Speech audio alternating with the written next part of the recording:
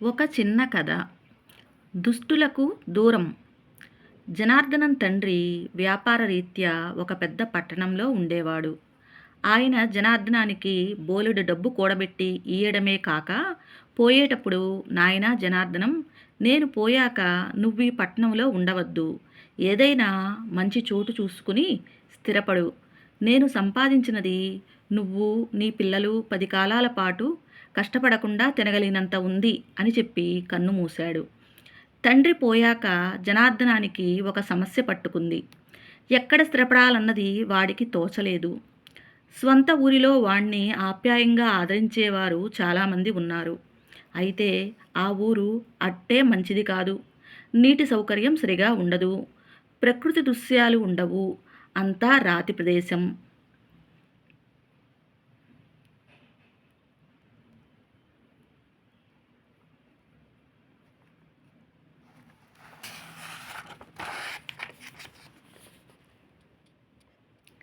జనార్దనం ఆస్తిని కొంత బంగారంగాను, కొంత నగదుగాను మార్చుకుని మంచి చోటు వెతుక్కుంటూ బయలుదేరాడు. పక్షం రోజుల తర్వాత వాడికొక చక్కని ప్రదేశం నచ్చింది. సముద్రపు ఒడ్డున చిన్న పల్లెటూరు, సరుగుడు తోటలు, ఇసుక దిబ్బలు, ఆ చల్లని ప్రశాంత వాతావరణం జనార్దనాన్ని ఎంతగానో ఆకర్షించింది. వాడు సరుగుడు తోటలో చిన్న పాక వేసుకుని అక్కడే స్థిరపడ్డాడు. రోజూ సాయంత్రం వాడొక చిన్న నాటు పడవలో సముద్ర విహారానికి వెళ్ళేవాడు. ఆ పల్లెటూళ్ళలో ప్రజలందరి ముఖ్య వృత్తి చేపలు పట్టటం. ఏమీ కష్టపడకుండా తిని కూర్చునే ఈ కొత్తగా వచ్చిన మనిషిని చూస్తే వాళ్లకు అసూయగా ఉండేది. ఒకరోజు ఎండవేళ జనార్దనం ఇంటి ముందున్న సరుగుడు చెట్టు కింద మంచం వేసుకుని పడుకున్నాడు. అవతల ఎండ నిప్పులు చెరుగుతున్న ఆ సరుగుడు తోటలో చల్లగా గాలి వీస్తోంది. ఎవరో పిలిచినట్లయి జనార్దనానికి మెలకువ వచ్చింది. మంచం దగ్గర ఒక మనిషి నిలబడి ఉన్నాడు. పొడవాటి రాగురంగు గడ్డము, నున్నని గుండు. వాడు ఎర్ర రంగు పొడుగు చేతుల అంగీ, నల్లని పంచె ధరించి ఉన్నాడు. వాడి మెడలో కాకి ఈకల దండ ఉంది.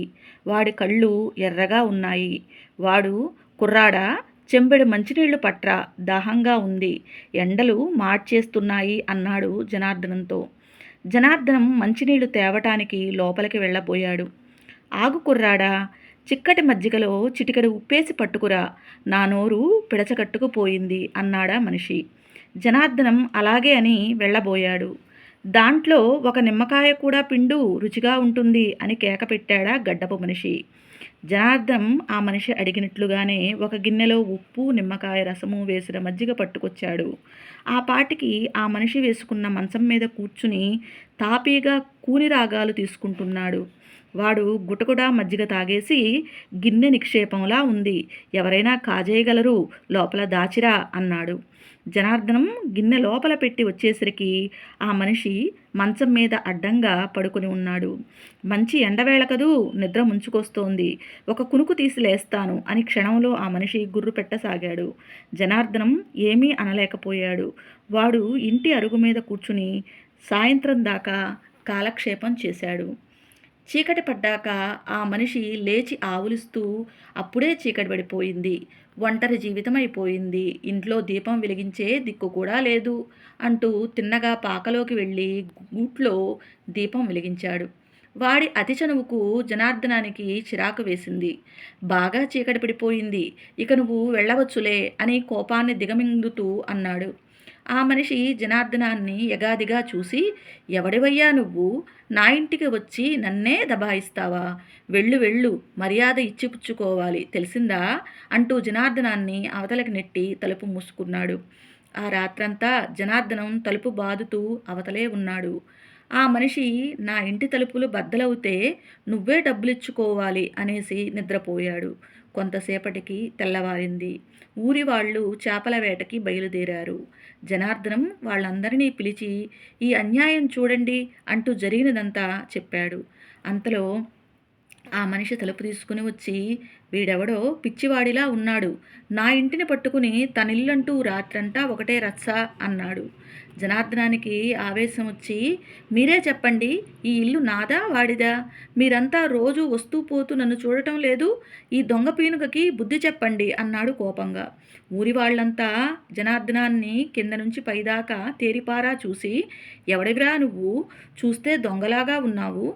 ఈ ఇల్లు ఈ గడ్డపాయనదే. మేం రోజూ ఇతన్నే చూస్తున్నాం. మేమిప్పటిదాకా నిన్ను చూసిన పాపాన పోలేదు.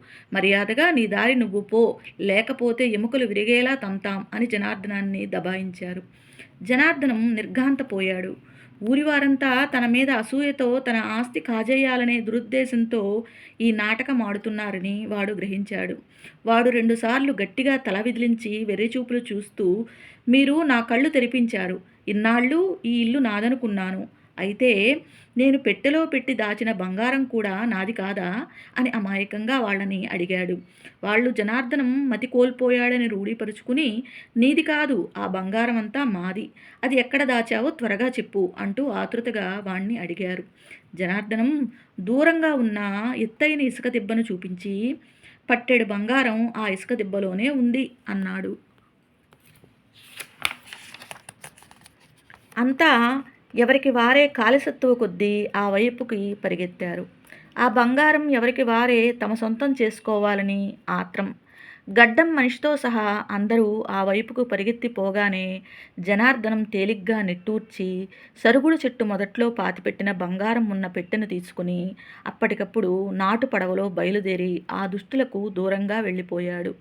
మంచి చోటు అని తండ్రి అనటంలో అసలు అర్థం మంచి మనుషులున్న చోటని జనార్దనం తెలుసుకుని తమ సొంత ఊరు వెళ్ళిపోయి తనని ఆదరించే వారి మధ్య ఆనందప్రదమైన జీవితం గడిపాడు. ధన్యవాదాలు.